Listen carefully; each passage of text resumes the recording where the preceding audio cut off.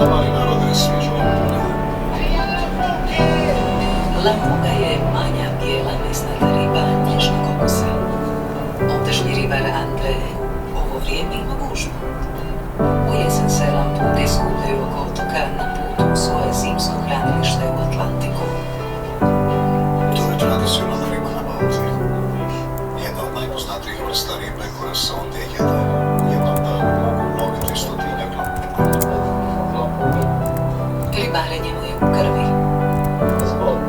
Ovo je brodica naše obitelji otprilike 50 godina. Još od moga djeda, pa preko strice i oca, a sad i moja. S obitelji lovim ribu od svoje 4. godine. Od uvijek sam to volio. I sad ne slijem. Andreova obiteljska ribarska brodica drveni je lucu jarkih boja. To je jedinstvena tradicionalna malteška brodica koju možete vidjeti samo ovdje i ni na jednom drugom mjestu izvan Malte.